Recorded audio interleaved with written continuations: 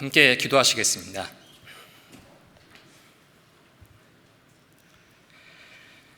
사랑과 은혜가 충만하신 우리 구주 아버지 하나님, 주님의 그 크신 은혜와 사랑에 진심으로 감사를 드립니다.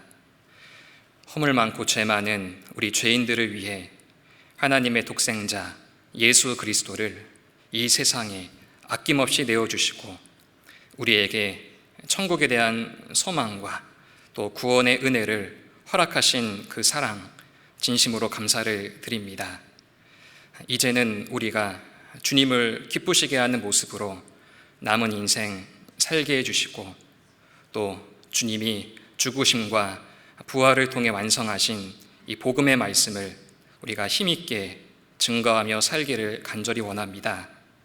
너무나 부족하고 연약한 저희들을 위해 주님께서 말씀의 능력으로 함께해 주시고, 또 우리가 하는 그 모든 일들 가운데서도 주님이 앞서 행해 주시고 또 동행해 주시기를 간절히 원합니다. 특별히 저희들을 이 세상 마지막 때에 불러주시고 또 주님의 일꾼으로 삼아주신 것을 감사드립니다. 그 어느 때보다도 죄악이 충만하고 또 사단 마귀 역사가 극심한 이때에 우리들의 마음을 주님을 향한 뜨거운 사랑과 또 열정으로 가득 차게 해주시고, 또 주님께서 완성하신 이 복음을 담대히 증거할 수 있도록 우리 가운데 항상 함께해 주시옵소서. 국내뿐 아니라 해외에서 또 복음이 전해지는 그 모든 곳마다 주님께서 항상 함께해 주시고, 또 복음을 들고 땅끝까지 나간 우리 선교사님들과 또 그 믿음의 가정 가운데에 주께서 힘과 능력과 또 합당한 은혜로 도와주시길 간절히 원하옵니다. 그리고 우리 모든 성도님들 가운데에도 주님께서 도와주시고 또 주님의 일을 하는데 부족함이 없도록 늘 충만한 은혜 가운데 저희들과 함께 하시고 동행하시기를 간절히 원합니다. 오늘도 주의 말씀 앞에 나온 우리 모든 귀한 성도님들에게 주님께서 말씀의 교훈과 또 은혜로 또 함께 해주시고, 또 우리 삶 가운데 힘들고 또 지치고 또 육신과 신앙의 연약한 가운데 계신 그 모든 분들에게 주님께서 또 능력과 지혜로서 함께 해주시길 간절히 원하옵니다. 지금 이 시간 신앙의 잠을 자고 있거나 또 넘어져 계신 성도님들, 그 마음과 생각을 주님께서 붙들어 주시고 이 마지막 시대 우리가 모두 다 같이 한 마음 또 한 뜻으로 주님을 온전히 섬기며 살아가는 저희들이 될 수 있도록 도와주시옵소서. 오늘의 모든 시종을 주 성령님께만 의지하옵니다. 저희를 사랑하시는 예수님의 이름으로 감사하며 기도드렸습니다. 아멘.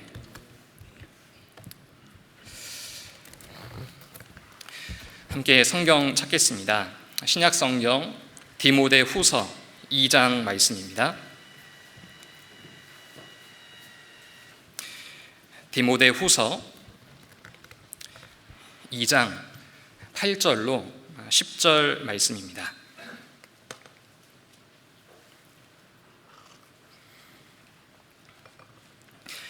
디모데 후서 2장 8절로 10절까지의 말씀입니다. 제가 8절부터 읽도록 하겠습니다. 나의 복음과 같이 다윗의 씨로 죽은 자 가운데서 다시 살으신 예수 그리스도를 기억하라. 복음을 인하여 내가 죄인과 같이 매이는 데까지 고난을 받았으나 하나님의 말씀은 매이지 아니하니라. 그러므로 내가 택하신 자를 위하여 모든 것을 참음은 저희로도 그리스도 예수 안에 있는 구원을 영원한 영광과 함께 얻게 하려 함이로라. 디모데후서 2장 8절로 10절 말씀을 오늘 본문 말씀으로 찾았습니다. 오늘 본문 말씀으로 읽은 이 디모데후서는 사도 바울이 자신의 신앙의 후계자이며 주 안에서 신실한 아들, 그리고 믿음 안에서 참 아들로 여긴 디모데에게 보낸 두 번째 편지입니다. 디모데 후서가 기록된 그 배경을 한번 살펴보면은 먼저 이 디모데후서는 바울의 서신 가운데 가장 마지막에 기록한 서신입니다. 바울의 순교를 AD 67년에서 68년으로 우리가 보고 있는데, 이 디모데후서는 바울 스스로가 자신의 죽음이 임박했다라고 하는 것을 밝히고 있습니다. 그래서 4장 내용을 보면은 나의 떠날 기약이 가까웠도다. 내가 선한 싸움을 싸우고 나의 달려갈 길을 마치고 믿음을 지켰으니, 이와 같은 말씀을 하시면서 바울 스스로도 자신의 죽음이 정말 눈앞에 이르렀다라는 것을 밝히고 있습니다. 그리고 이 디모데 후서는 바울이 자신의 인생 마지막에 기록했을 뿐 아니라 가장 극심한 고난 가운데 기록한 서신입니다. 이 디모데후서가 기록된 그 당시에는 로마에 의한 그리스도인의 탄압이 가장 극심했던 때였습니다. AD 64년에 로마에 대화재, 큰 불이 일어나게 되었습니다. 로마 황제 네로는 이러한 로마 시민들의 불만을 잠재우기 위해서 이스라엘 민족, 그 중에서도 구원받은 그리스도인에 대한 탄압을 본격적으로 시작하며 로마 시민들에 대한 불만을 잠재우기 시작합니다. 그러는 가운데 이 사도 바울이 복음을 전하다가 잡히게 되었고, 그리고 감옥에서 지금 죄수의 신분으로 이 디모데 후서를 기록한 것입니다. 참고로 바울이 로마의 감옥에 투옥된 그 내용이 성경에 보면은 크게 두 가지로 분류를 할 수가 있습니다. 로마의 1차 투옥, 그때는 사도행전 28장을 배경으로 해서 비교적 어느 정도의 자유가 보장된 감옥 생활이었어요. 그래서 사도행전 28장에 보면은 바울이 아침부터 저녁까지 강론을 했다, 이런 표현도 있고, 사도행전 마지막 절에 보면은 주 예수 그리스도께 관한 것을 가르치는 것을 금하는 사람이 없었더라, 이렇게 사도행전이 마무리가 됩니다. 그만큼 바울은 로마에서 감옥 생활은 했지만 어느 정도 비교적 자유가 보장받은 그 상황에서 자택 연금인 상태로 투옥 생활을 한 겁니다. 그러는 가운데 우리가 잘 알고 있는 옥중 서신이 기록되지 않았습니까? 바로 에베소서, 빌립보서, 그리고 골로새서, 빌레몬서. 이 성경이 바울의 1차 로마 투옥 당시에 바울이 감옥에서 기록한 옥중 서신입니다. 그러다가 1차 투옥 이후 바울이 풀려나고 또 어느 정도 또 많은 지역에 다니면서 복음을 전하다가 지금 다시 로마 황제에 의해서 두 번째 로마 투옥 생활을 시작하게 됩니다. 그런데 이 2차 투옥 때는 1차 투옥 때와는 달리 자유가 억압받았고, 그리고 전에는 사람들을 만나며 복음을 전하는 그런 상황이 있었지만 2차 투옥 때에는 실제로 죄수의 신분으로 감옥에 갇혀서 말씀을 전하지도 못하는 그런 상황에 놓인 겁니다. 그래서 본문 말씀인 디모데후서 2장 9절을 보면은 복음을 인하여 내가 죄인과 같이 매이는 데까지 고난을 받았으나, 복음을 인하여 내가 죄인과 같이 매이는 데까지 고난을 받았다. 과거 1차 투옥 때와 달리 이제는 정말 죄인의 모습으로 저 감옥에 갇혀 이제는 자유롭게 사람들도 만나지 못하고 또 이 말씀을 전하지 못하는 그런 상황에 이 바울이 놓인 겁니다. 그래서 이 2차 투옥, 그때 가장 극심한 고난과 어려운 가운데에서 이 디모데 후서를 사도 바울이 기록을 한 겁니다. 그리고 이 디모데 후서가 바로 신앙의 후계자로 여기며, 그리고 자신의 신앙 가운데서 얻어진 아들이라고 여긴 디모데에게 보낸 서신이잖아요. 그래서 이 디모데 후서는 공적인 서신, 교회에게 보낸 서신과 달리 디모데 개인에게 그 신앙과 믿음을 촉구하고, 그리고 바울이 신앙의 인생 가운데 경험했던 내용들을 마치 물려주듯이, 유언하듯이 전달한 내용이었어요. 그래서 어쩌면 지금 이 시간부터 디모데도 보지 못하고 내가 죽을 수도 있겠구나, 그래서 다시는 보지 못할 것 같은 이 디모데에게 그 어느 때보다도 진실된 마음을 가지고, 그리고 어느 때보다도 엄중한 마음으로 그 신앙에 대해서, 그 믿음에 대해서 이 바울은 전해주고 싶었던 겁니다. 그래서 이러한 디모데후서에 기록된 배경을 살펴봤을 때, 이 디모데후서라는 이 성경 자체는 바울이 교회에게 보낸 편지, 공적인 서신과 비교해 좀 다른 그런 점들을 발견하게 됩니다. 그래서 그 어느 때보다도 진실된 마음을 가지고, 그리고 다시는 보지 못할 이 디모데에게 엄중하고, 그리고 아주 강한 어조로 이 말씀들을 전하고자 했던 겁니다. 이를테면은 오직 하나님의 능력을 좇아 복음과 함께 고난을 받으라. 그리고 2장에도 보면은 내가 진리의 말씀을 옳게 분변하며 부끄러울 것이 없는 일꾼으로 인정된 자로 자신을 하나님 앞에 드리기를 힘쓰라. 그리고 또한 내가 청년의 정욕을 피하고 주를 깨끗한 마음으로 부르는 자들과 함께 의와 믿음과 사랑과 화평을 좇으라. 그리고 우리에게도 너무나 잘 알려진 말씀으로 너는 말씀을 전파하라. 때를 얻든지 못 얻든지 항상 힘쓰라. 범사의 오래 참음과 가르침으로 경책하며 경계하며 권하라. 우리에게도 익숙하게 들리는 이와 같은 강한 신앙의 권면의 말씀들이 다 이 디모데 후서에 기록이 되어 있습니다. 그래서 이 바울은 죽음을 앞둔 이 시점, 그 어느 때보다도 진실되고 또 엄중한 그런 마음을 가지고 이 디모데에게 자신이 신앙 가운데서 경험했던 진리들, 하나님께서 열어서 깨닫게 해주신 그 내용들에 대해서 전달하고자 했던 겁니다.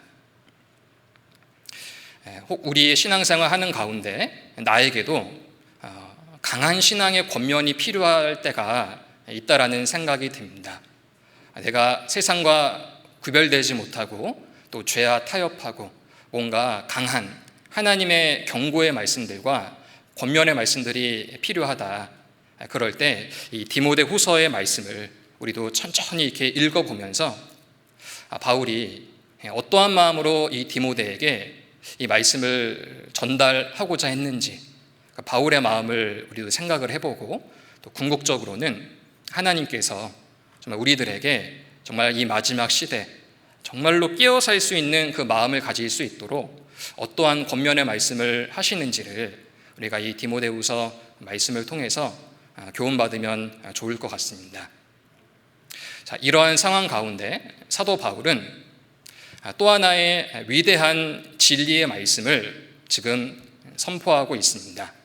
오늘 본문 말씀인 디모데후서 2장 9절입니다. 2장 9절, 우리 이 말씀을 함께 읽어보겠습니다. 복음을 인하여 내가 죄인과 같이 매이는 데까지 고난을 받았으나 하나님의 말씀은 매이지 아니하니라. 하나님의 말씀은 매이지 아니하니라. 자, 이 말씀을 보면 사도 바울 자신이 지금 죄수의 모습으로 매인 바 된 상황입니다. 자, 그러나 내가 죄인과 같이 매이는 데까지 고난을 받았으나 하나님의 말씀은 매이지 아니하니라. 복음을 전하는 전도자 그리고 사람은 매인 바 되었지만 그 전도자가 지금 전하고자 하는 하나님의 말씀은 결코 매인 바 되지 않았다라는 것을 사도 바울이 이 디모데와 그리고 교회에게 보내는 진리의 말씀입니다. 사람은 메인 바 됐지만, 전도자는 메었지만, 그 전도자가 전하고자 하는 그 메시지, 하나님의 말씀, 곧 복음은 결코 매이지 아니한다라는 것을 지금 밝히고 있습니다. 자, 이 사실은 감옥에 갇힌 바울이 자기의 희망사항을 밝히는 게 아닙니다. 그리고 감옥에 갇혔으니 긍정적으로 한번 생각해보자, 이러한 의도로 말한 것도 아닙니다. 바울이 자신의 신앙의 인생 가운데에서 하나님이 경험하게 해주시고 그리고 확신하게 해주신 바로 진리의 말씀이었습니다. 바울의 인생을 우리가 성경을 통해서 들여다보면은 정말 한마디로 하나님의 말씀은 매이지 아니하니라, 바로 그 말씀을 증명한 대표적인 사람이었습니다. 사도 바울의 그 회심 때부터 한번 생각을 해보면 바울은 사울이었죠. 그리스도를 믿는 사람들을 핍박하는데 가장 앞장섰던 사람이었어요. 스데반을 죽일 때에도 사울이 그의 죽임당함을 마땅히 여기더라. 그리고 그 이후에도 사울이 교회를 잔멸할세.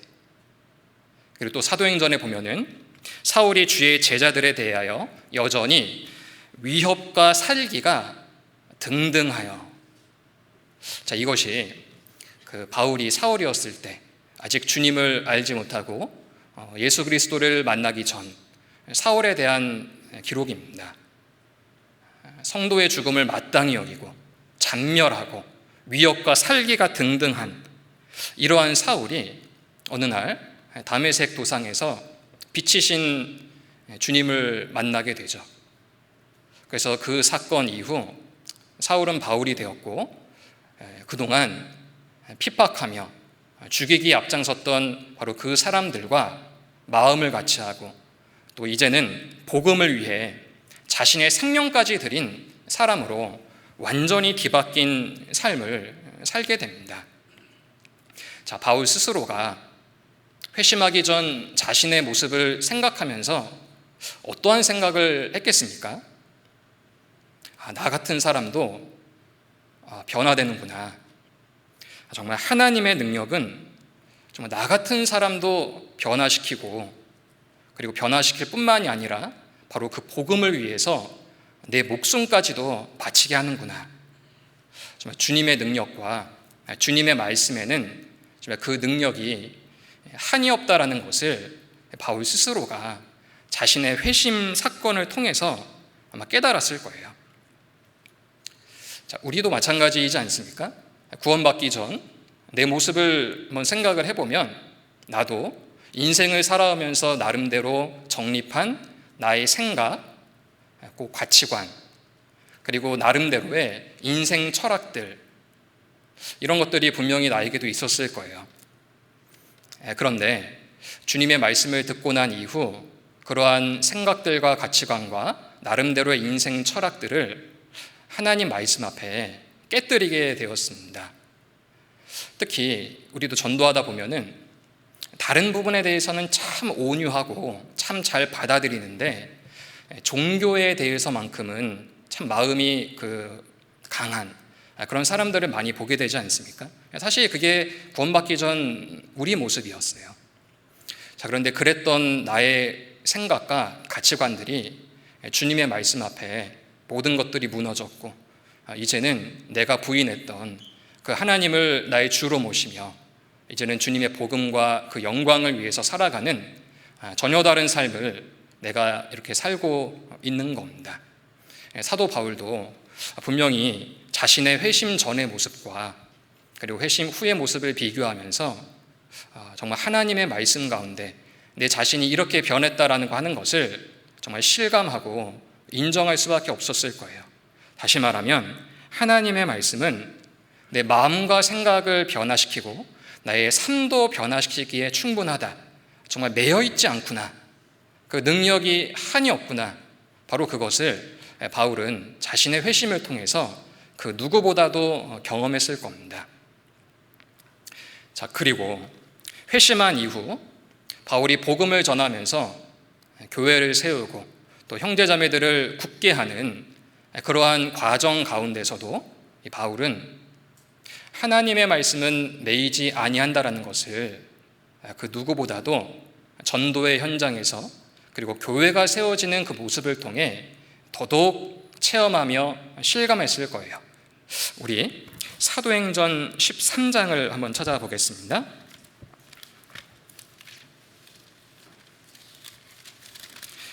사도행전 13장 44절입니다.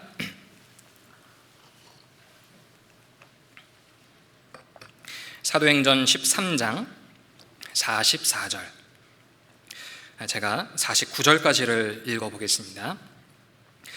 그 다음 안식일에는 온 성이 거의 다 하나님 말씀을 듣고자 하여 모이니 유대인들이 그 무리를 보고 시기가 가득하여 바울의 말한 것을 변박하고 비방하거늘 바울과 바나바가 담대히 말하여 가로되 하나님의 말씀을 마땅히 먼저 너희에게 전할 것이로되 너희가 버리고 영생 얻음에 합당치 않은 자로 자처하기로 우리가 이방인에게로 향하노라.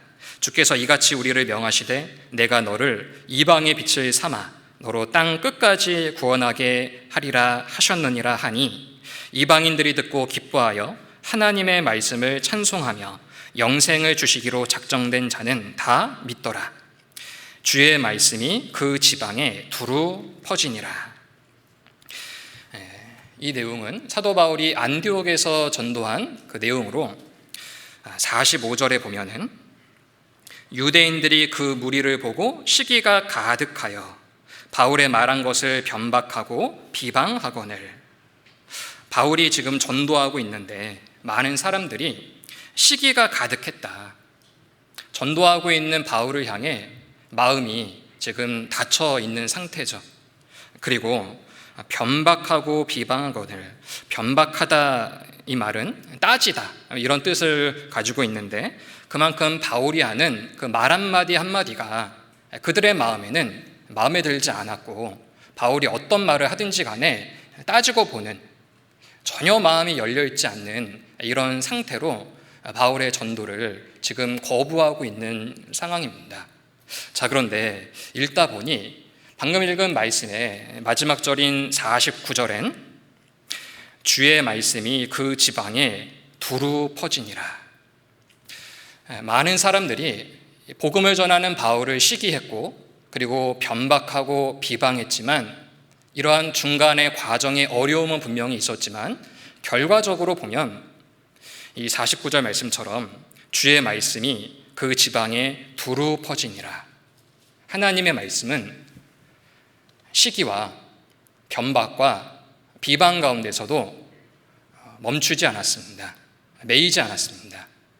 그런 가운데 바울의 전도가 계속해서 일어나게 된 겁니다.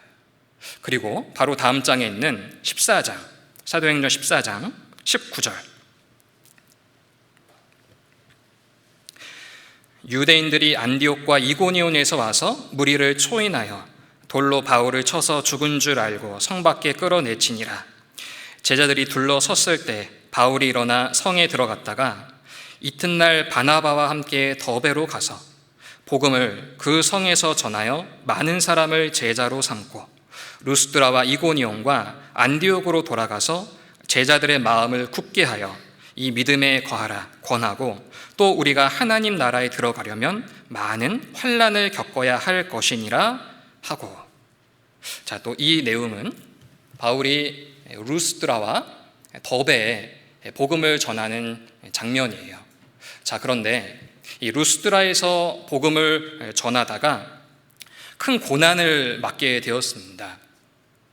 조금 전 안디옥에서는 시기를 받고 또 변박과 비방을 당하는 그러한 고난이었다면 여기 루스드라에서 전도하는 이때 상황을 보니 19절에 보면 돌로 바울을 쳐서 죽은 줄로 알고 성 밖에 끌어내치니라.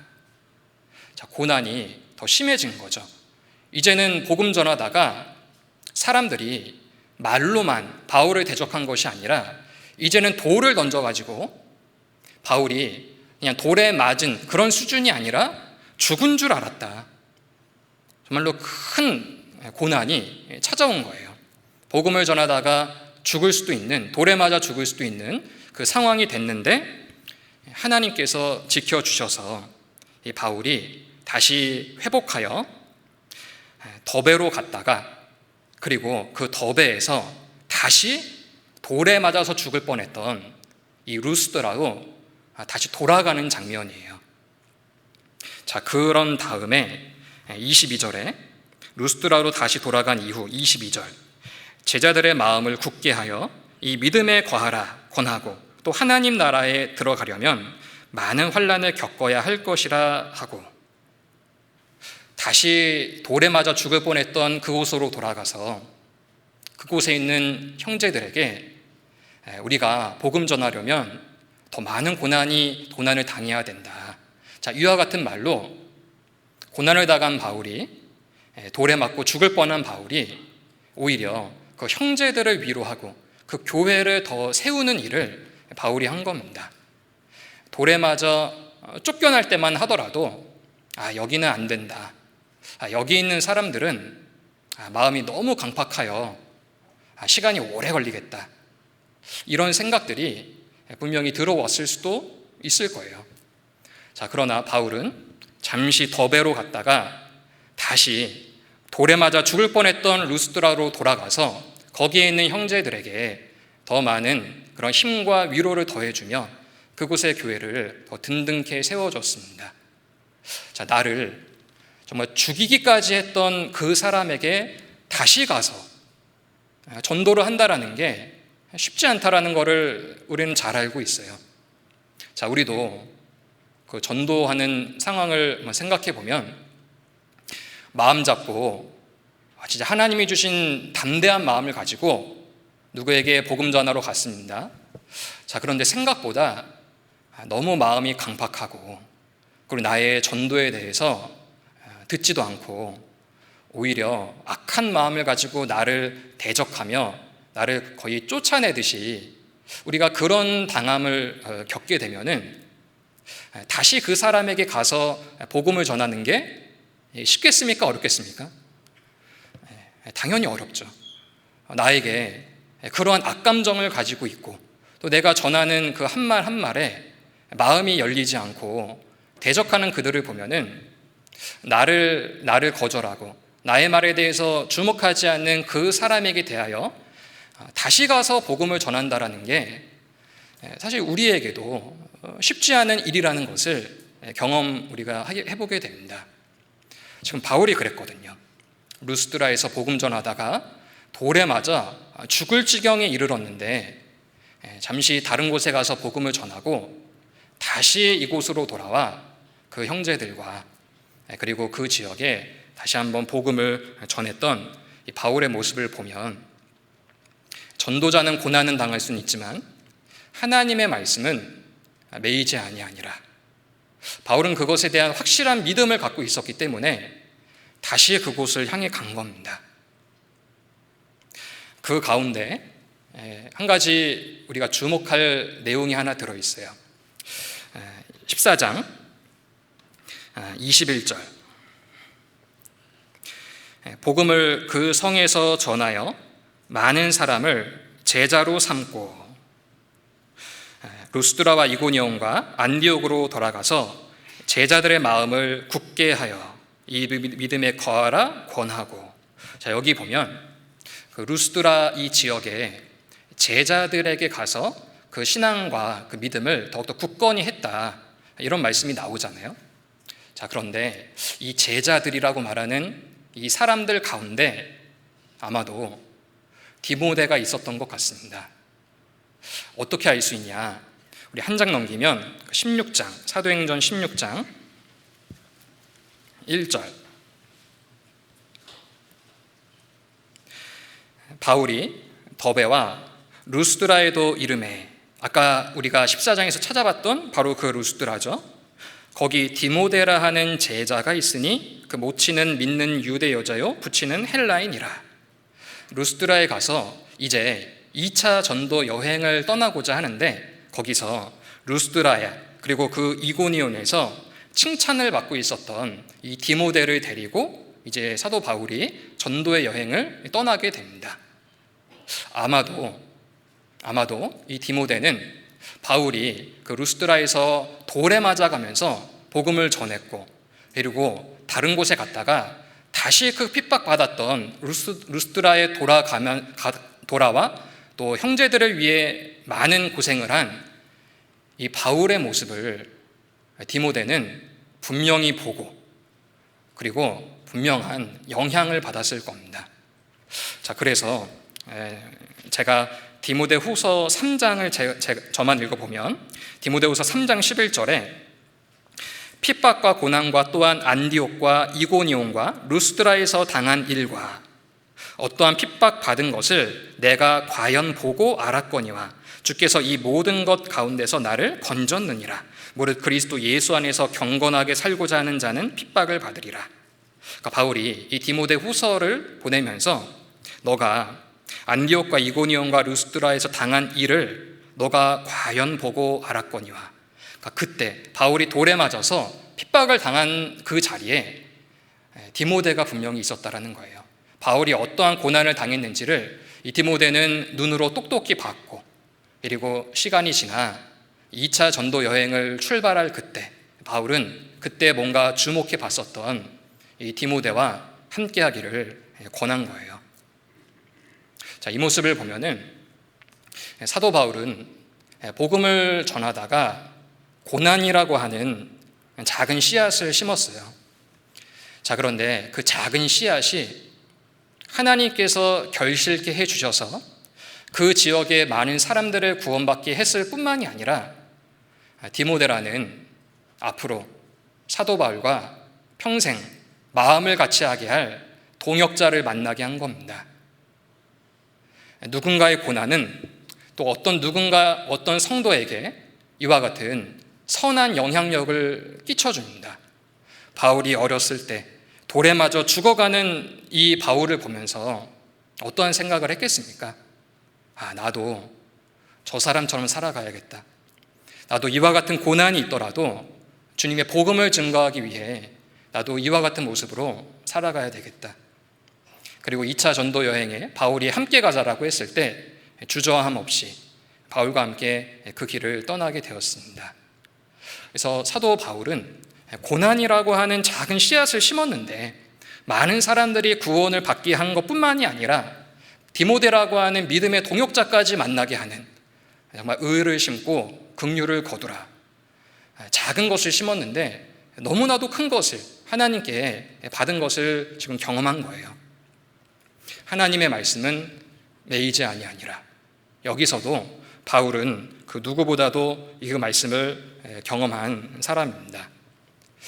성경에 이와 같은 일들이 많이 있지 않습니까?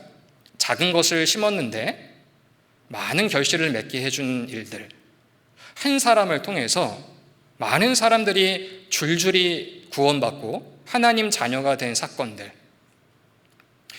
구약 여호수아 시대 라합의 구원은 라합 가족의 구원으로 연결이 되었습니다. 또 신약 시대 신약 성경 전도의 기록에는 많이 등장하진 않았지만 안드레가 누굴 전도했습니까? 요한복음에 보면 베드로를 전도했죠. 그 안드레는 실제로는 많은 사람들을 전도했겠지만 성경에 기록된 전도의 역사에는 상대적으로 그렇게 많이 기록된 인물은 아닙니다. 자, 그런데 그 안드레가 베드로를 전도했고 그 베드로가 수천 명의 사람들을 한 번 설교에 구원받게 하는 그런 쓰임을 하나님께 받았어요. 한 사람을 내가 전도했는데 그 사람이 수천 명을 전도했다. 작은 걸 심었는데 너무나 큰 결실을 하나님이 맺게 해주신 바로 내용이죠. 그리고 또 뒤이어 살펴볼 옥중 간수의 구원은 그 옥중 간수의 구원뿐만이 아니라 가족의 구원으로 연결이 되었어요. 그리고 이러한 일들은 사실 우리 주변에도 많이 있습니다. 내가 나를 통해서 하나님이 구원의 역사를 많이 보여주시진 않는다 하더라도 내가 전도한 그 한 사람이 또 한 사람을 전도하고 또 그 사람의 가족들이 구원받고 그 사람을 통해서 더 많은 사람들이 구원받는 모습을 보면 나는 씨앗 하나를 심었는데 하나님께서 너무나 많은 결실들을 맺어주는 걸 보며 그 씨앗, 말씀의 씨앗이 살아있구나, 매이지 않았구나, 이런 것을 우리도 이 교회 가운데, 교회의 구원의 역사 가운데 우리가 확인하게 됩니다. 바울이 그걸 경험한 거예요. 자, 이어서 사도행전 16장 22절입니다.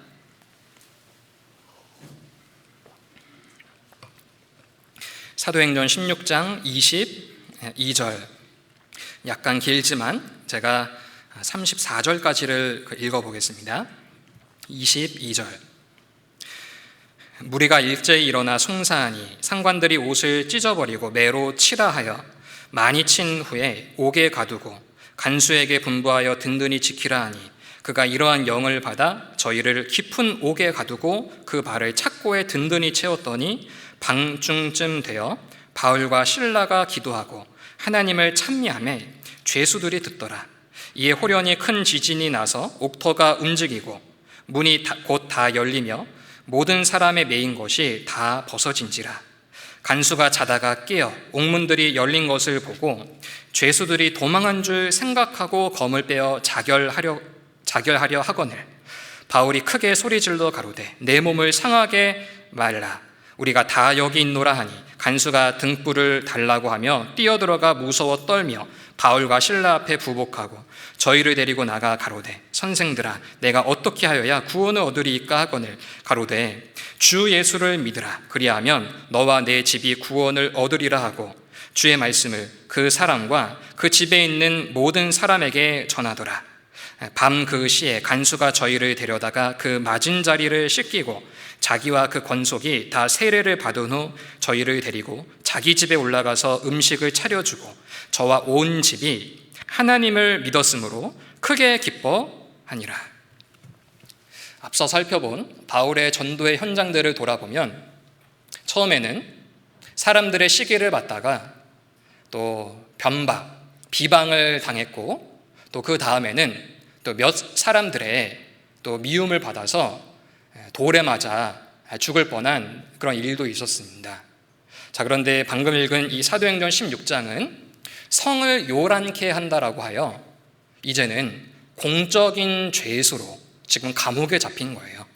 전까지는 그냥 몇몇에 의해서 사람들의 개인적인 원한에 의해서 고난을 받았다면 이 16장의 내용은 이제는 성을 요란케 한다. 뭔가 공적인 죄수의 신분이 되어 관원에 잡히고 감옥에까지 갇히게 되는 상황이 된 겁니다. 자, 그 가운데서도 바울은 마음의 평강을 잃지 않고 갇힌 그 감옥에서 하나님께 기도하며 찬송을 했습니다. 하나님의 놀라운 능력이 나타나지 않았습니까?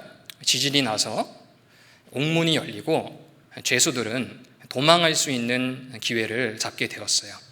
자, 간수가 정신을 차리고 보니 옥문들이 다 열려가지고 도망간 줄 알고 내가 이 죄수들을 지키지 못했으니 나는 죽임당하겠다. 차라리 내 손에 죽자라고 하며 지금 자결을 하려고 하는데 바울이 그 모습을 봤죠. 잠깐, 우리가 다 여기 있다. 간수의 입장에서는 놀랄 수밖에 없었을 거예요. 문이 다 열렸고 도망가도 되는 상황에서 나 여기 있어, 다시 나를 감옥에 집어 넣으라라는 듯한 모습으로 간수의 모습 앞에 바울과 그 일행들이 나타난 겁니다. 그 모습 자체가 간수에게 있어서는 충격이었을 거예요. 자, 그래서 이 바울과 그 일행에게 선생이여, 내가 어떻게 하여야 구원을 얻을 수 있습니까? 바울과 그 일행들이 감옥에서 하나님께 기도하고 찬송하는 모습을 분명히 봤기 때문에 그들이 말하는 이 구원, 이 복음에 대해서 단번에 지금 물어본 겁니다. 그래서 주 예수를 믿으라. 그리하면 너와 내 집이 구원을 얻으리라. 그 말씀 그대로 간수가 구원받았을 뿐만이 아니라 그 후에 간수의 집을 가서 그리고 온 집이 하나님을 믿었으므로 크게 기뻐하니라. 공적인 죄수의 신분이 되어 감옥에 갇히게 되었고, 이제는 정말 앞날이 어떻게 될지도 모르는 그 상황에서 바울은 기도와 찬송이 멈추지 않았고 하나님의 능력이 나타났으며, 그 이후 그 간수와 그리고 그 간수의 가족까지도 구원을 받는 이러한 일이 계속해서 지금 일어난 겁니다. 하나님의 말씀은 매이지 아니하니라.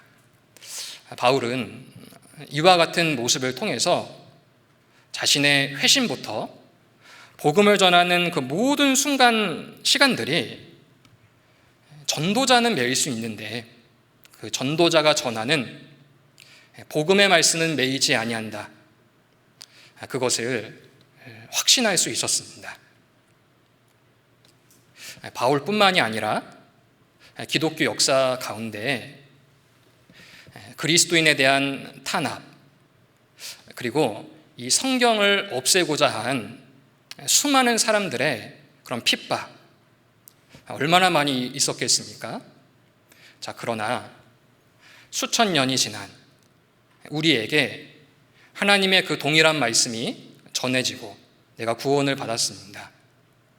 하나님의 그 같은 말씀으로 그때에도 구원을 받았고 2000년이 지난 나에게까지 그 동일한 말씀이 또 동일한 능력으로 우리를 죄에서 구원하시고 주님의 교회를 세우게 하신 거예요. 정말 하나님의 말씀은 매이지 않았습니다. 우리가 구원받았다라고 하는 이 사실 하나만으로도 하나님의 말씀은 매이지 아니한다라는 것을 우리는 증명할 수 있어요. 우리가 하나님의 말씀은 매이지 아니하니라, 이 말씀의 증인입니다. 자, 그래서 이 사도 바울의 그 인생을 보면서 바울은 전도자는 매이지만 그 말씀은 매이지 않는다라는 이런 메시지를 지금 디모데에게 확신하고 또 진리인 말씀을 전하게 된 겁니다.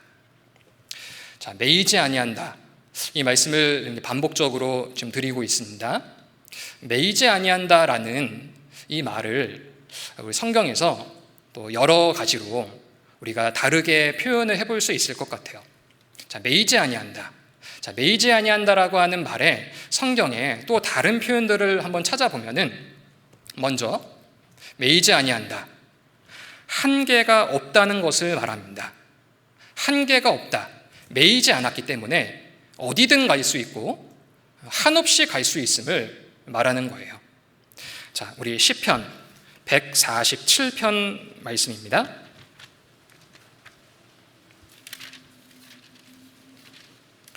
시편 147편 5절.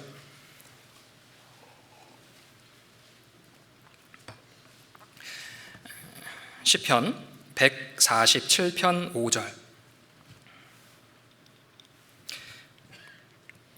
우리 주는 광대하시며 능력이 많으시며 그 지혜가 무궁하시도다.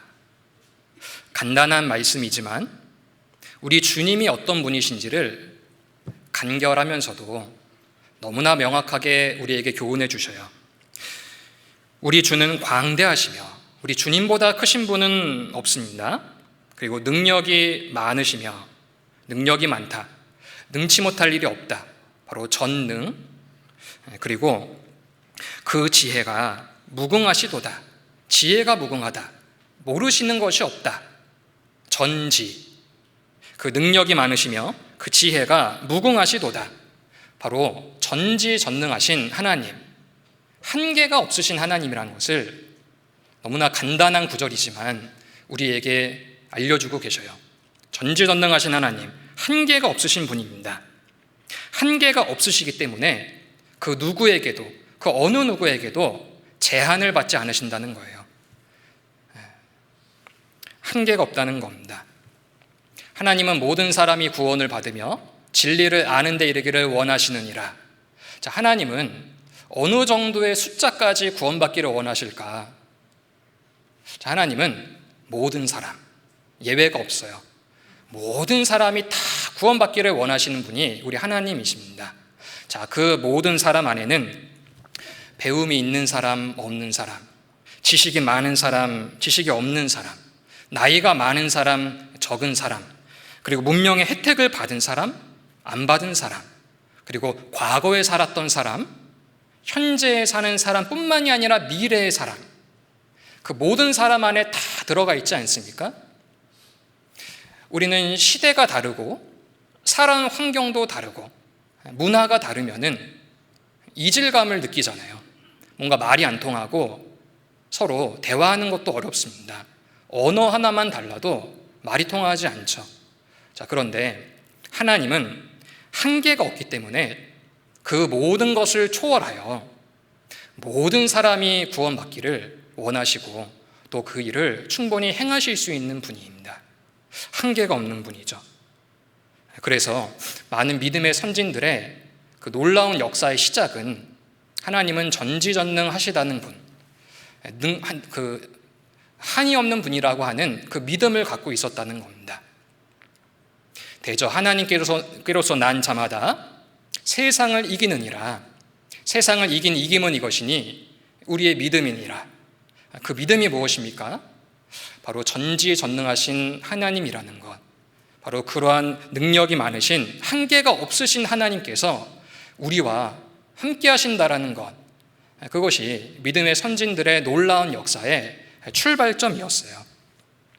매이지 않는다. 전지전능하신 하나님이기 때문에 그렇습니다. 자, 그리고 매이지 않는다라고 하는 또 다른 표현을 우리가 생각해 보면 매이지 않는다는 것은 변하지 않는다는 것이며 영원하다는 것을 말합니다. 시편 102편 역시 찾아보겠습니다. 시편 102편 27절, 시편 102편 27절. 주는 여상하시고 주의 연대는 무궁하리이다. 자, 이 말씀 역시 너무나 간단한 말씀으로 보이지만 우리 주님이 어떤 분이신지를 간결하면서도 명확하게 우리에게 교훈해 주고 계십니다. 주는 여상하시고, 자, 여상하다라고 하는 말을 사전으로 찾아보면은 평소와 다름이 없다, 이런 뜻입니다. 자, 평소와 다름이 없다, 늘 동일하다, 항상 그 모습이다, 변함이 없다, 이런 뜻을 가지고 있습니다. 자, 그리고 주는 여상하시고 변함이 없으시고 또 주의 연대는 무궁하리이다. 주님은 영원하신 분이죠. 주님은 변함이 없으신 분이며 그 변함이 없는 모습이 영원하신 분입니다. 예수 그리스도는 어제나 오늘이나 영원토록 동일하시니라. 우리 히브리서 말씀처럼 어제나 오늘이나 영원토록 동일하시니라. 영원과 동일, 이와 같은 속성을 우리 주님은 갖고 계셔요. 자, 매이지 않는다라는 것은 어느 곳에도 제한을 받지 않고 영향을 받지 않는다라는 뜻이죠.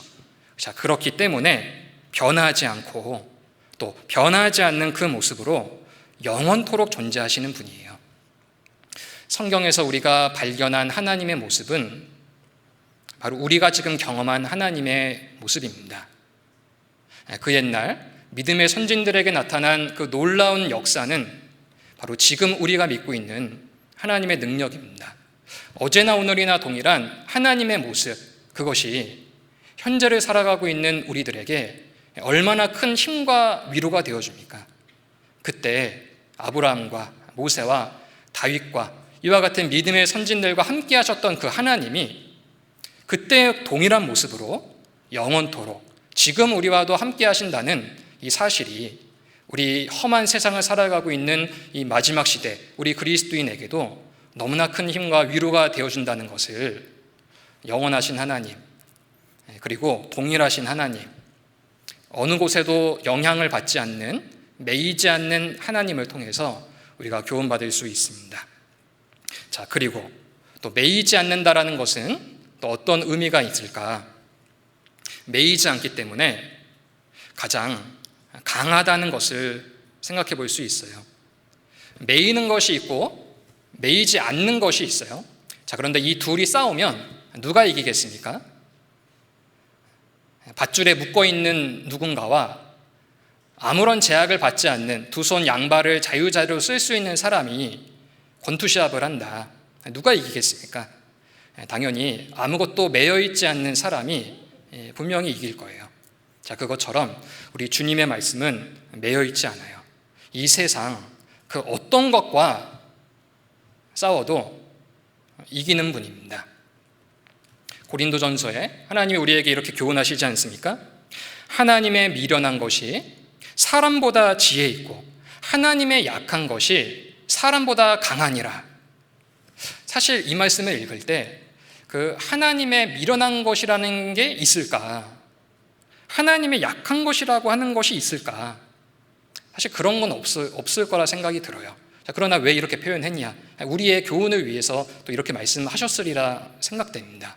자, 그럼에도 불구하고 하나님의 미련한 것이 사람보다 지혜 있고 하나님의 약한 것이 사람보다 강하니라. 하나님은 매여 있지 않는 말씀으로 존재하시기 때문에 이 세상 매여 있는 것들과 다툼을 일으킨다면 승리하는 건 말씀입니다. 자, 말씀과 나의 경험이 충돌했습니다. 무엇이 이기겠습니까? 말씀이 이깁니다. 또 말씀과 이 세상 지식인, 전문가의 누구의 의견이 대립했습니다. 누가 이기겠습니까? 말씀이 이깁니다. 말씀과 싸워 이길 수 있는 것은 아무것도 없습니다. 나의 확고한 생각, 그리고 나의 경험을 통해서 정말 내가 확신한 사실, 그럼에도 말씀과 대립한다면 말씀이 이길 수밖에 없다는 거예요. 그리고 이것은 하나님의 선택한 사람들에게도 동일하게 적용이 됩니다. 고린도전서 1장에 보면은 하나님께서 세상에 미련한 것들을 택하사 지혜로운 자들을 부끄럽게 하시며 세상에 약한 것들을 택하사 강한 것들을 부끄럽게 하신다. 미련한 것들, 약한 것들을 택하셔서 이 세상에 지혜롭다라고 말하는 사람들, 강하다라고 말하는 사람들의 그 생각을 깨뜨리셔요. 베드로와 요한이 전도할 때 그런 이야기를 들었잖아요. 학문이 없는 범인으로 알았는데 기탄 없이 말하는 그 모습을 보면서 놀란 거예요.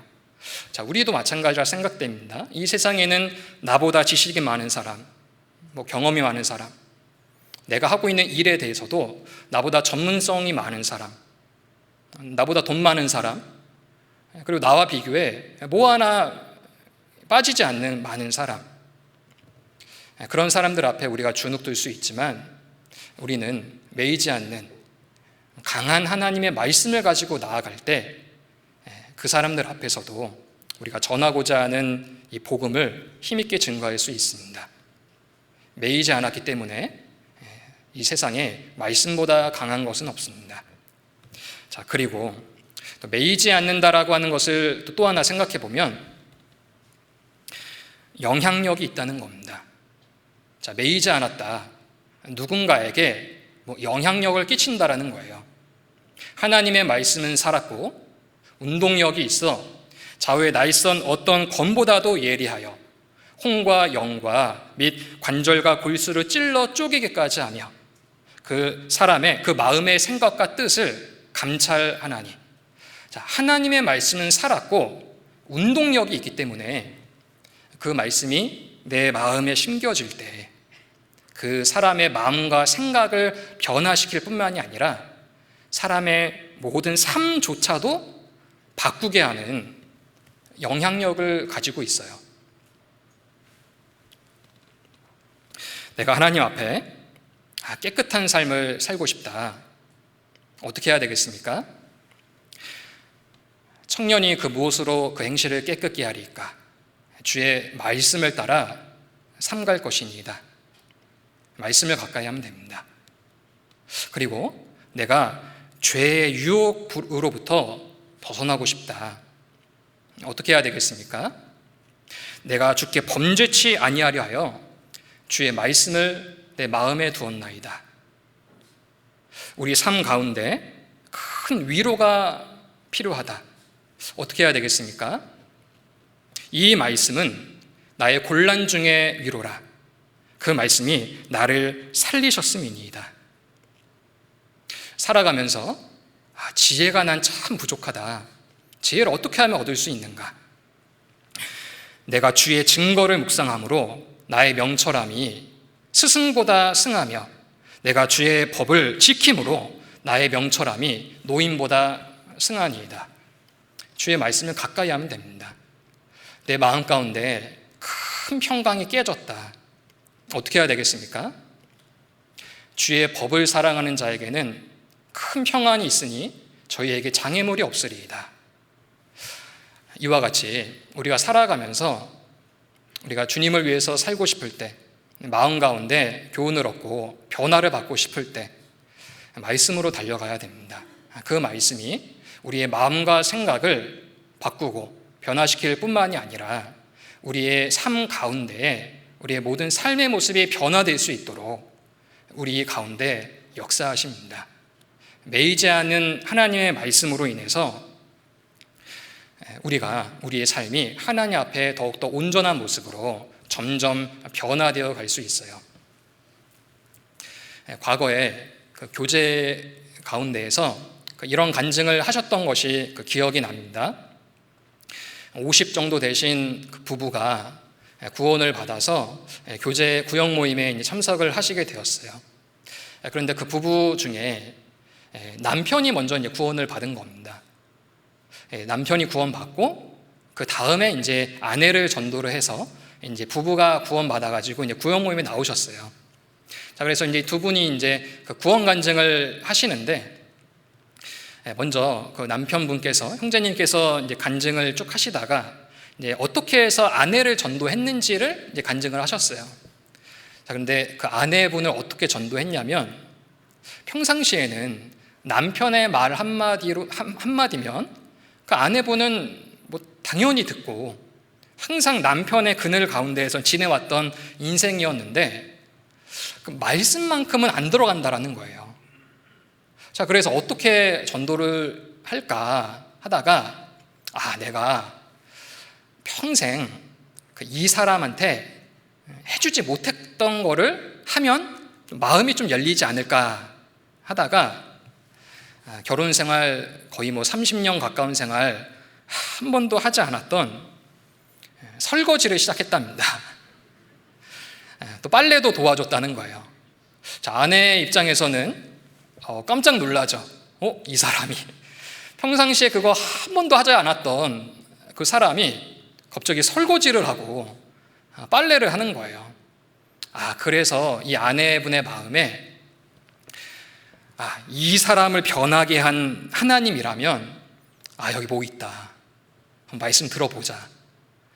그래서 말씀 듣고 구원을 받았다는 간증을 예전에 구역 모임에서 함께 이제 나눴습니다. 자, 평생 우리 입장에서는 뭐 빨래 한 번 하고 설거지 한 번 하고 그게 뭐가 어렵냐 이렇게 생각할 수 있지만 평생 한 번도 안 했던 그 사람의 입장에서는 그거 한 번 하기가 그게 힘든 거예요. 자, 근데 그걸 하잖아요. 자, 그거를 할 수 있는 마음이 어떻게 생겼냐? 무엇이 이 사람을 바꾸게 했냐? 주님의 말씀입니다. 이 사람에게 정말 복음을 전하기 위해 자신이 그동안 해왔던 삶의 모습을 바꾼 거예요. 변화된 겁니다. 아무도 바꾸지 못했던 그 사람의 행동을 말씀이 바꾼 겁니다. 자, 우리도 그런 모습이 다 있잖아요.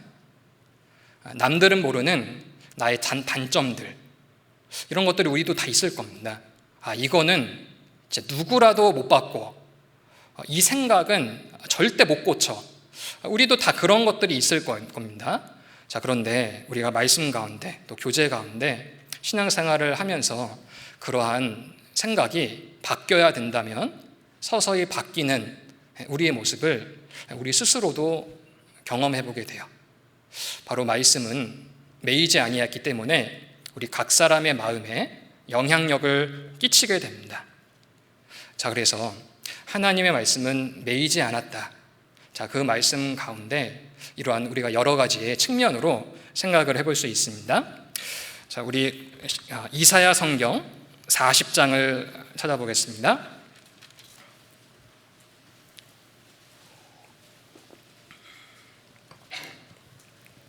이사야 40장 8절입니다. 이사야 40장 8절.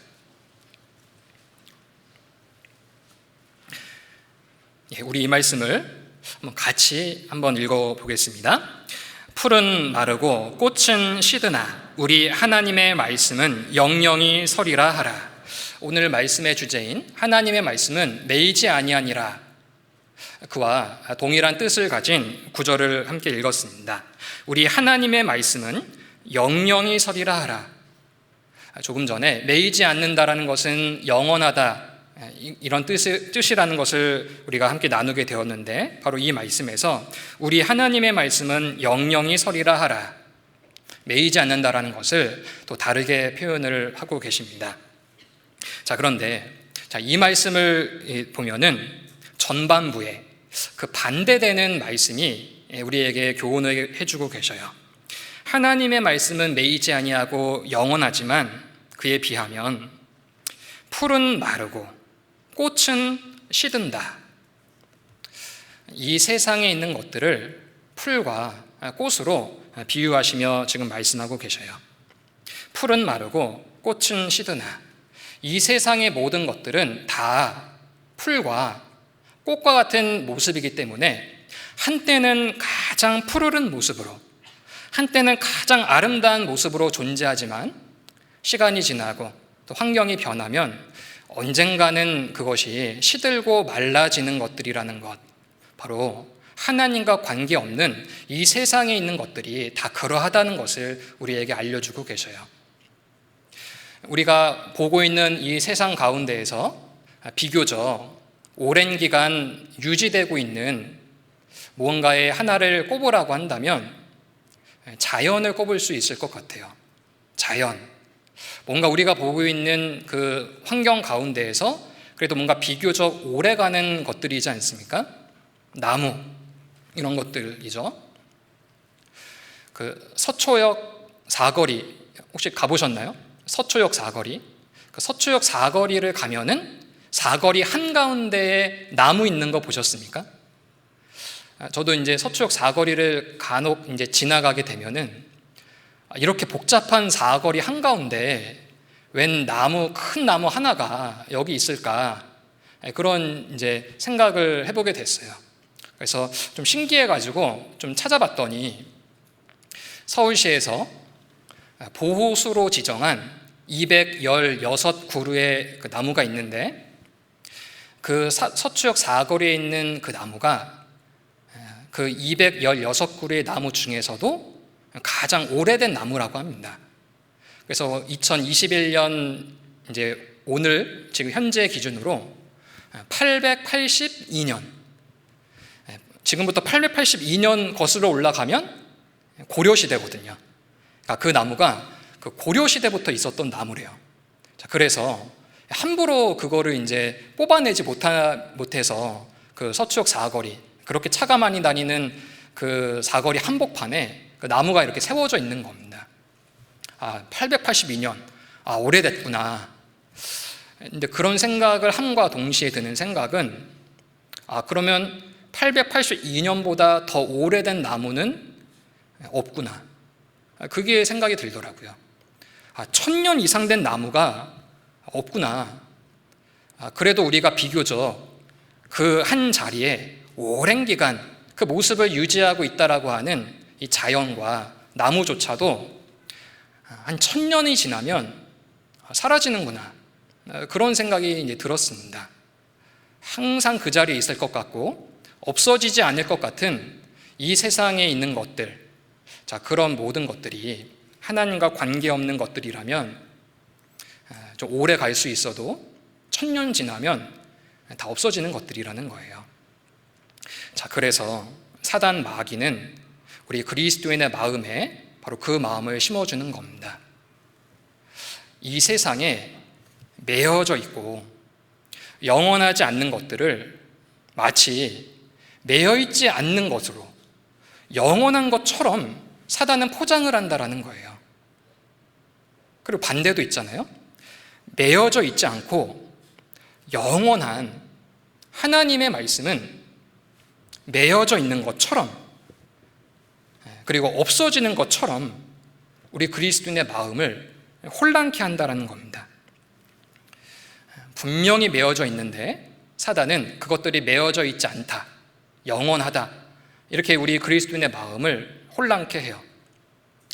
재물이 그럴 것이며 이 세상에서 뭔가 행복이라고 말하는 그 모든 것들, 하나님과 관계없는 것들이 뭔가 그것이 나에게 좋은 결과를 가져다 주고 이것만 있으면은 나의 삶에 뭔가 풍족해지는 것 같은 이런 것들이 그런 것들로 보여지지만 결국 그 모든 것들은 다 매여 있는 것들이며 풀과 꽃처럼 마르고 시들어 버리는 것들이라는 겁니다.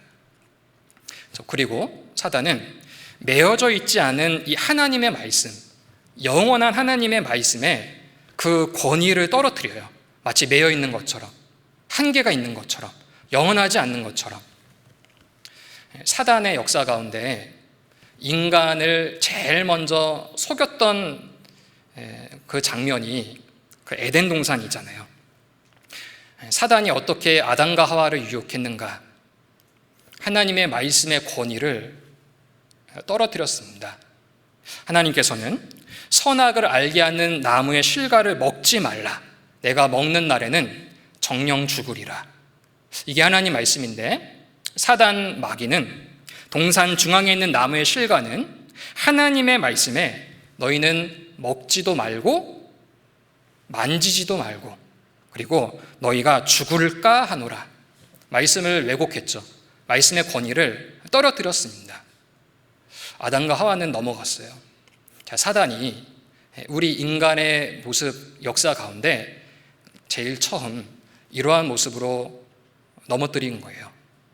사단이 인간의 역사 가운데 우리 그리스도인들을 어떻게 이제 유혹할지, 무너뜨릴지, 바로 이 에덴 동산에서의 이 모습을 보면 우리에게도 동일한 모습으로 마음을 혼란케 할 겁니다. 하나님의 말씀에 대한 권위를 떨어뜨리고 매여있지 않은 하나님의 말씀을 매여있는 것처럼, 한계가 있는 것처럼, 현실적인 게 아닌 것처럼 우리의 마음을 혼란케 할 겁니다. 혹 지금 나의 마음에 이런 마음이 있다면 나의 신앙 가운데 말씀의 권위가 지금 떨어지고 있다는 겁니다. 말씀 듣고 있는데 말씀을 듣는 것에 내가 안주하고 있다. 말씀의 권위가 지금 떨어지고 있습니다. 자, 말씀 들으면서 마음이 좋아지고 인정은 하는데 현실 가운데 돌아가 보면 말씀은 뒷전이 되어버리고 나의 생각과 내 마음대로 살아간다.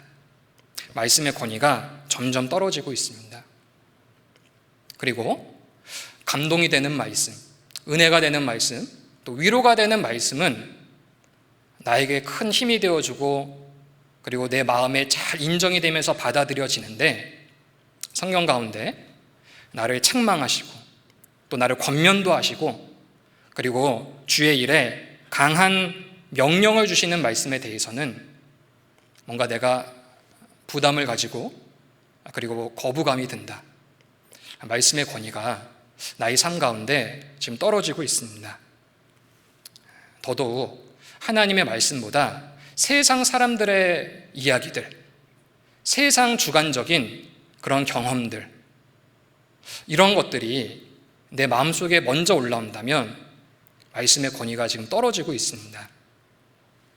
사단이 하나님의 말씀은 매여있지 않는데 마치 매여있는 것처럼 나의 마음을 지금 혼란케 하고 있는 겁니다. 풀은 마르고 꽃은 시드나 우리 하나님의 말씀은 영영이 서리라 하라. 우리는 이 세상에서 마르고 시들어가며 매여있는 것들이 무엇인지를 분명히 해야 하고 반대로 영원한 것과 매여있지 않은 것은 무엇인지를 우리는 우리의 신앙 가운데 분명히 명확하게 하면서 우리가 인생을 살아가야 되겠습니다. 자, 하나님의 은혜는 매이지 않는 하나님의 말씀을 통해 우리에게 교훈해주고 계시는 모습으로 나타납니다. 자, 그런데 하나님의 더더욱 큰 은혜는 말씀 외에도 우리의 신앙의 세계 가운데 매여있지 않은 것들도 또 있다는 거예요. 자, 우리의 신앙 가운데에서 매여있지 않는 것, 다시 말하면 한계가 없고 또 영원하고 이런 것들이 또 뭐가 있을까? 몇 가지를 한번 생각을 해보면 성도와 교회의 성장은 매여있지 않습니다. 한번 생각을 해보죠. 한 구원받은 개인의 성도와 이 구원받은 성도의 모임인 교회의 성장은 어디까지 성장할 수 있을까? 이를테면 100m 달리기. 요즘 그 세계 신기록이 9초 58, 100m를 9초에서 이게 달리는 게 그게 인간의 지금까지 한계죠. 마라톤 42.19km를 찾아보니까 2시간 1분 38초. 이제 2시간 정도면은 42km가 넘는 마라톤을 완주할 수 있다라고 해요. 그게 이제 인간의 한계입니다. 자, 그렇다면 우리 구원받은 한 성도의 신앙의 성장과 그리고 우리 교회의 성장은 과연 어디까지 성장할 수 있을까? 교회에 대해서 말씀하신 에베소서를 보면은 약간의 힌트를 우리가 찾을 수 있을 것 같아요. 우리 에베소서 4장 한번 찾아보겠습니다.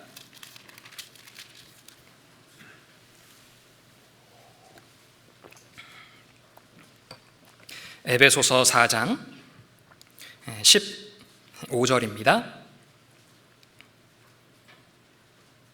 에베소서 4장 15절 제가 읽겠습니다. 오직 사랑 안에서 참된 것을 하여 범사에 그에게까지 자랄지라. 그는 머리니 곧 그리스도라. 그에게서 온 몸이 각 마디를 통하여 도움을 입음으로 연락하고 상합하여 각 지체의 분량대로 역사하여 그 몸을 자라게 하며 사랑 안에서 스스로 세우느니라. 자, 우리 구원받은 성도 한 사람과 이 교회의 성장은 어디까지 자랄 수 있는가? 주님께서 말씀하셨습니다. 범사에 그에게까지 자랄지라. 그는 머리니 곧 그리스도라. 자, 우리 구원받은 성도와 주님이 세우신 이 교회의 성장은 주님에게까지 자라는 것. 주님께서 말씀하셨습니다. 범사에 그에게까지 자랄지라. 자, 우리의 신앙과 우리 교회의 믿음의 성장은 주님에게까지 자랄 수 있도록 우리가 전심전력해야 됩니다. 앞서 살펴본 사도 바울이라든지 그 베드로라든지 자신의 인생을 돌아보면서 이런 생각을 한번 해봤을 것 같아요. 내가 어떻게 하다가 하나님 앞에 이렇게 쓰임받을 수 있었을까? 나는 예수님을 3번이나 부인하기도 했고, 그리고 예수님이 십자가에 잡혀 돌아가실 때 도망가 버렸던 사람 중에 한 사람이고, 늘 불안한 모습으로 예수님의 말씀과 명령에 연약한 모습으로 살아갔던 내 자신이 정말 그 이후 이렇게까지 쓰임받을 수 있었을까? 베드로도 이렇게 말할 수 있었을 것이며, 바울 역시 예수님을 핍박했던 그런 사람으로서 이렇게까지 하나님께 쓰임받는 내 모습, 자신의 모습을 보면서 아마 놀랬을 거예요. 한 사람의 믿음의 성장, 교회의 믿음의 성장이 바로 주님의 능력 가운데에서 그 사람이 생각한 것보다 생각 그 이상의 모습으로 하나님이 성장케 해주셨습니다. 바로 옆에 있는 에베소서 3장 20절에도 이런 말씀이 있잖아요. 3장 20절. 우리 가운데서 역사하시는 능력대로 우리의 온갖 구하는 것이나 생각하는 것에 더 넘치도록 능히 하실 이에게 교회 안에서와 그리스도 예수 안에서 영광이 대대로 영원무궁하기를 원하노라. 아멘. 우리의 온갖 구하는 것이나 생각하는 것에 더 넘치도록 능히 하실 이에게. 우리의 믿음의 성장과 교회의 성장은 분명히 하나님께서 내가 생각하는 것보다 더욱더 크게, 더 많은 것들을 이루시기 위한 계획을 갖고 계십니다. 믿음의 선진들 그 모두 다가 우리와 같은 성정을 가진 사람이라고 했어요. 우리도 부족하지만 우리 가운데서 역사하시는 능력대로 우리 가운데 메인바 되지 않는 하나님이 계신다라고 한다면 우리 각 개인의 믿음의 성장과 그리고 우리 교회의 성장은 매이지 않습니다. 우리가 생각하는 것보다 하나님은 우리 각 개인과 우리 교회를 통해서 이루실 일이 너무나 많이 있습니다. 자, 우리 교회를 통해서도 세계 선교가 이루어지는 과정들이 다 그러하지 않습니까? 이런 것들을 보면은 정말 교회를 통해, 그리고 교회 가운데 함께 하시는 주님의 능력을 통해 주님은 나라고 하는 정말 미약하고 작은 사람을 통해서도 내가 생각하는 것보다 더 많은 일들을 이루시고, 그리고 나의 믿음의 성장도 내가 생각하는 것보다 더 많이 성장할 수 있음을 우리는 기억하면서 우리 스스로가 우리를 제약하고 하나님의 능력을 제한해버리는 그런 일이 없어야 됩니다. 그래서 성도와 교회의 성장에는 매이는 것이 없습니다. 자, 그리고 또 우리의 신앙 가운데 어떤 것이 또 매이지 않는가? 성도의 기도 역시 매이지 않습니다. 시편 141편 말씀에 보면은 나의 기도가 주의 앞에 분향함 같이 되며, 분향하다. 이스라엘 민족은 구약시대 성전과 성막을 통해서 하나님께 제사 드릴 때 분향을 했고 향을 드렸어요. 향을 피면은 연기가 올라가잖아요. 마치 그 올라가는 모습, 향의 모습처럼, 연기의 모습처럼 우리의 기도가 하나님 앞에 올라간다라는 것을 또 요한계시록 5장과 또 8장의 말씀을 통해서도 우리에게 알려주고 계십니다. 우리의 기도를 땅에 묶어두지 아니하시고 하늘에 계신 하나님께서 들으신다는 거예요. 우리의 기도는 우리의 마음과 생각에서 그치는 것이 아니라 주님께 올라가는 겁니다. 매이지 않습니다. 우리가 익숙히 알고 있는 구절이 있죠. 항상 기뻐하라, 쉬지 말고 기도하라, 범사에 감사하라. 자, 그 중에 쉬지 말고 기도하라. 우리는 그 앞에서 어떻게 쉬지 않고 기도할 수 있습니까? 이러한 생각도 해보게 됩니다. 자, 그런데 이 말씀을 하나님 편에서도 한번 생각을 해보면 쉬지 말고 기도하라. 내가 쉬지 않고 너희 기도를 들어주겠다. 주님의 입장에서는 그렇게 우리에게 교훈해 주시지 않습니까? 주님은 우리의 작은 신음에도 응답하시고 그 기도를 들어주시는 분이라는 거예요. 우리의 기도가 땅에 묶여있지 않고 하늘에 계신 하나님께 올라가는 기도이기 때문에 쉬지 말고 기도하면 내가 쉬지 않고 들어주겠다. 하나님께서는 분명히 우리에게 해야 하는 의무만을 강조하신 것이 아니라 그 기도를 들어주시겠다라고 하는 사랑의 마음으로 쉬지 말고 기도하라라는 이와 같은 명령을 우리에게 하신 겁니다. 그래서 우리의 기도도 매여있지 않고 주님께 올라가는 기도라고 하는 것을 기억할 때 우리가 정말 신앙 가운데 하나님께 기도하는 것을 멈추지 않을 수 있습니다. 자, 그리고 또 우리의 신앙 가운데 무엇이 또 매여있지 않는가? 성도의 수고도 매여있지 않습니다. 형제들아, 내 사랑하는 형제들아, 경고하며 흔들리지 말며 항상 주의 일에 더욱 힘쓰는 자들이 되라. 이는 너희 수고가 주 안에서 헛되지 않은 줄을 알미니라. 주 안에서의 수고, 복음과 교회를 위한 수고 중에 헛된 수고, 의미 없는 수고는 아무것도 없습니다.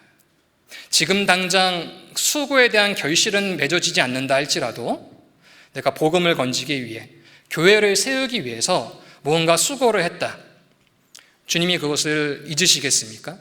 나의 그런 수고에 대해서 분명한 결실을 맺게 해주실 때가 있어요. 전도가 그러하다라고 생각이 듭니다. 전도, 짧게는 한 번만에 구원받는 분도 계시지만 대부분의 전도는 수개월, 수년, 길게는 또 수십 년이 되는 그러한 정말 사랑의 수고가 계속돼야 되는 그런 일들이 바로 전도죠. 근데 전도를 하다 보면은 수년, 수십 년이 되었는데 아직도 결실이 맺어지지 않는 걸 보면 내가 지금 무슨 일을 하고 있나, 내가 뭔가 잘못된 일을 하고 있는 건 아닐까, 내 수고가 뭔가 헛된 것 같다, 이런 생각이 들어와서 뭔가 우리 그리스도인의 마음을 지치게 할 때가 있어요. 그러다가 주님이 그 마음을 여시는 그날, 그 영혼의 마음을 열어주시는 그날, 그동안 해왔던 그 수고에 대한 결실을 맛보게 해주십니다. 그래서 우리의 전도에 대한 수고에 대해서 결실치 못한 모습이 있다 하더라도 분명한 그 수고에 대해서는 하나님이 기억하시고 분명히 그 결실에 대한 열매를 맺어주시게 할 겁니다. 그리고 그리스도인의 이 수고는, 성도의 수고는 이 땅에서 결실케 해주시는 그 모습으로 나타나지만 매이지 아니한다라는 말씀 앞에 우리의 수고는 영원한 세상에서의 영광과 상급으로까지 연결이 되어 있습니다. 우리가 주님을 위해서 수고한다, 주님을 위해서 복음을 전한다, 소자에게 냉수 한 그릇을 대접하는 자에게도 내가 진실로 이르노니 결단코 그 상을 잃어버리지 아니하리라. 소자에게 대접한 그 냉수 한 그릇도 주님은 기억하시며 우리에게 영원한 세상에서의 영광과 상급으로 갚아주시기 때문에 성도의 수고 역시 매여있지 않습니다. 그래서 우리는 이 땅을 살아갈 때 매여있는 것을 위한 수고를 하는 것이 아니라 매여있지 않은 수고에 대해서 우리는 더더욱 힘쓰며 살아가야 되겠습니다. 하나님의 말씀은 매이지 아니하니라. 그 외에도 우리 개인의 신앙의 성장과 교회의 성장, 우리의 기도, 그리고 우리의 모든 수고, 이 모든 것들이 하나님 안에서 매여있지 않습니다. 자, 하나님의 말씀은 매이지 아니한다라고 하는 정말 이 진리의 말씀을 확실히 인정하는 사람은 그러지 않은 사람과 다른 삶을 살 수밖에 없어요. 당연하지 않겠습니까? 하나님의 말씀에 매이지 아니한다라고 하는 이 진리의 말씀을 확실히 인정하며 살아가는 사람은 결국은 사도 바울과 같은 그런 인생을 살아가지만 그것을 인정하지 않은 사람은 매여있는 것들에 얽매여버리는 삶이 될 뿐입니다. 하나님의 말씀 매이지 아니한다, 이 말씀을 확실히 인정하며 살아간다면 분명히 다른 삶을 살게 될 거예요. 먼저는 담대하게 복음을 전하게 됩니다. 빌립보서 1장입니다.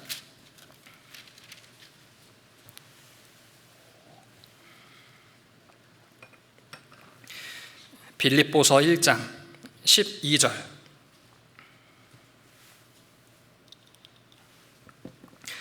형제들아, 나의 당한 일이 도리어 복음의 진보가 된 줄을 너희가 알기를 원하노라. 이러므로 나의 매임이 그리스도 안에서 온 시위대 안과 기타 모든 사람에게 나타났으니 형제 중 다수가 나의 매임을 인하여 주 안에서 신뢰함으로 겁없이 하나님의 말씀을 더욱 담대히 말하게 되었느니라. 자, 빌립보서 역시 옥중서신입니다. 바울이 감옥에 갇혔을 때 빌립보에 있는 성도들에게 보낸 서신이죠. 거기서 말하기를 형제들아, 나의 당한 일이, 이렇게 감옥에 갇힌 일이 도리어 복음의 진보가 된 줄을 너희가 알기를 원하노라. 왜냐하면 바울은 로마에 가서 복음을 전하고자 하는 뜻이 있었기 때문에 어떻게 해서든지 로마에 가고자 했는데 지금 죄수의 모습으로라도 지금 로마에 가서 복음을 전하게 되었기 때문에 이 당한 일을 도리어 복음의 진보가 되었다, 이렇게 이제 말하고 있어요. 자, 그리고 이같이 말한 바울에 대해서 거기에 있는 주 안에서의 그 형제들도 14절, 형제 중 다수가 나의 매임을 인하여 주 안에서 신뢰함으로, 바울의 이 같은 말에 같은 마음을 가진 거죠. 그렇기 때문에 겁없이 하나님의 말씀을 더욱 담대히 말하게 되었느니라. 매임바 되었지만 도리어 그것이 복음의 진보가 되었다라고 하는 이 바울의 간증을 통해 바울과 함께하고 있었던 주 안의 형제들이 겁없이 하나님의 말씀을 더욱 담대히 말하게 되었다. 고난이 있고 매인 바 되었지만 그 가운데 하나님의 말씀은 매이지 않고 도리어 복음의 진부가 되었기 때문에 이 형제들의 마음에는 오히려 이런 고난 가운데서도 겁없이 하나님의 말씀을 더욱 담대히 말하게 되었느니라. 참으로 멋있는 말이지 않습니까? 겁없이, 담대히.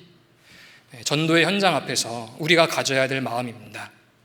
하나님의 말씀이 매이지 아니한다는 사실을 우리가 인정하고 있다면 우리도 전도의 현장에서 겁없이 하나님의 말씀을 더욱 담대히 말할 수 있습니다. 그래서 하나님의 말씀은 매이지 아니한다, 그것을 인정하는 사람은 더욱더 담대히 전도할 수 있습니다. 그리고 또 하나님의 말씀은 매이지 아니한다는 그 말씀을 인정하는 사람은 고난 중에 인내할 수 있습니다. 우리 본문 말씀인 디모데후서 2장 가보겠습니다. 디모데후서 2장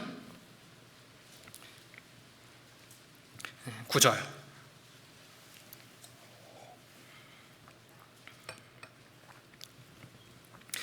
디모데후서 2장 9절. 복음을 인하여 내가 죄인과 같이 매이는 데까지 고난을 받았으나 하나님의 말씀은 매이지 아니하니라.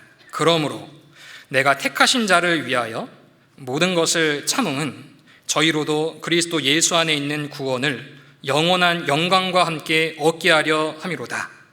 그러므로 내가 택하신 자를 위하여 모든 것을 참음은 하나님의 말씀은 매이지 아니하기 때문에 그래서 참을 수 있고 인내할 수 있음을 연결해서 지금 말씀하고 계시는 거예요.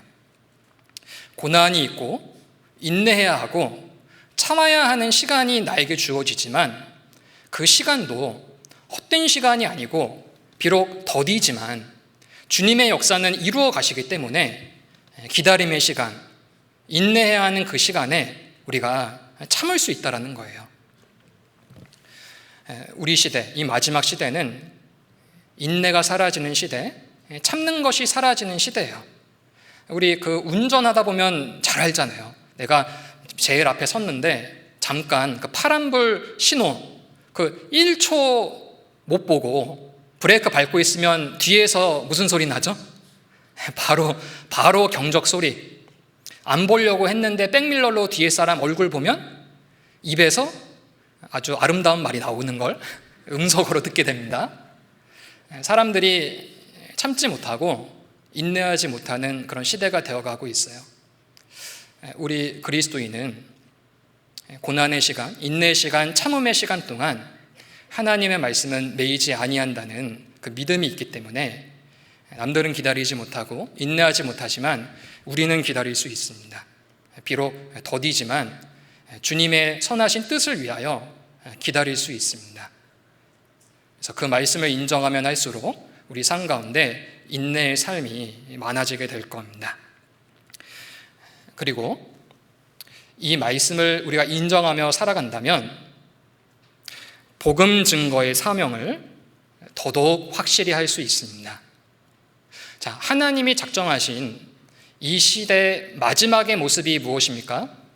마태복음 24장에 이 천국 복음이 모든 민족에게 증거되기 위하여 온 세상에 전파되리니 그제야 끝이 오리라.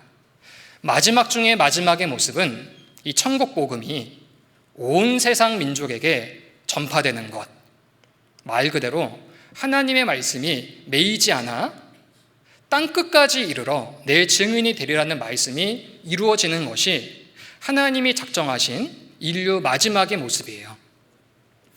하나님은 하나님 스스로가 자신의 말씀이 매이지 않았다는 것을 증명하고 있습니다.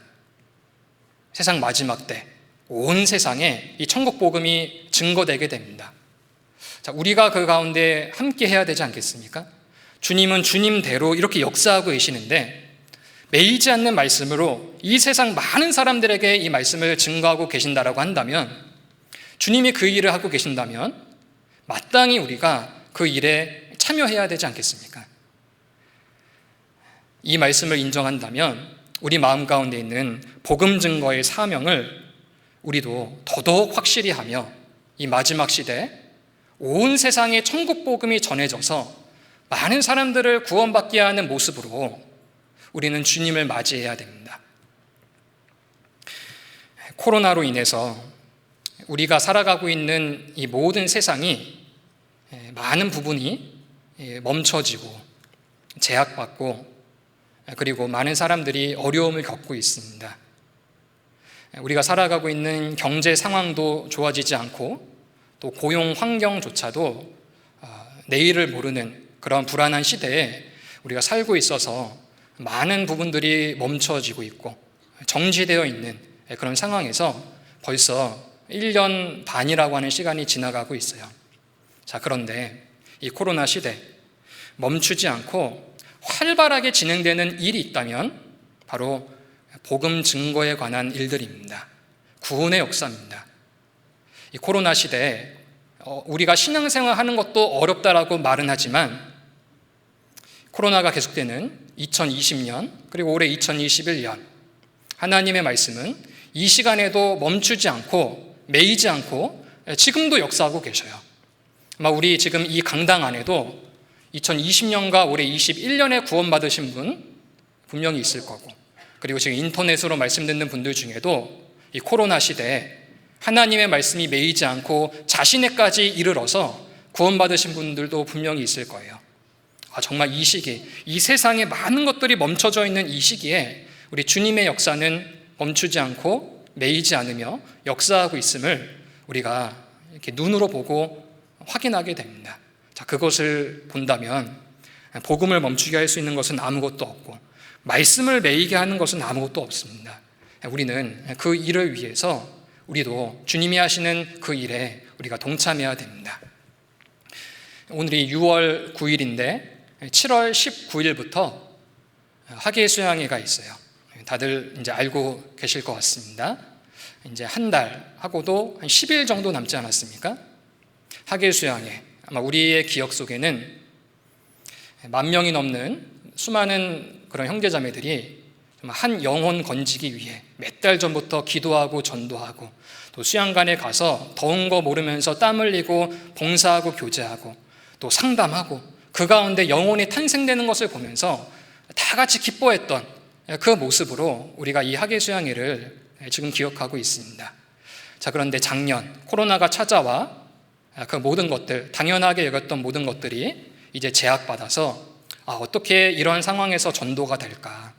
온라인으로 들어서 얼마나 말씀이 전해질까? 자, 그렇더라도 주님의 말씀은 매이지 아니했습니다. 작년, 올해 계속해서 전도가 되고 있고 복음이 증거되어 구원받는 역사가 나타나는 것을 지금 우리가 지금 보고 있잖아요. 그래서 이번 학예 수양회 역시 온라인으로 진행되지만 하나님의 말씀은 매이지 아니하니라. 이 말씀에 대한 우리가 확신을 가진 사람으로서 이번 온라인 학예 수양회에도 많은 분들을 말씀 앞으로 초대하여 정말 하나님의 놀라운 역사를 경험하는 저희들이 되면 좋겠습니다. 기도하고 마치겠습니다. 저희를 사랑하시는 아버지 하나님, 참으로 감사를 드립니다. 벌레만도 못한 우리 영혼들을 위하여 주님께서 사랑을 베푸셔서 영원한 천국으로 인도할 수 있는 그 은혜를 베풀어 주시고 또 우리에게 주님의 복음과 영광에 참여할 수 있는 그런 자리까지 인도하신 것을 참으로 감사를 드립니다.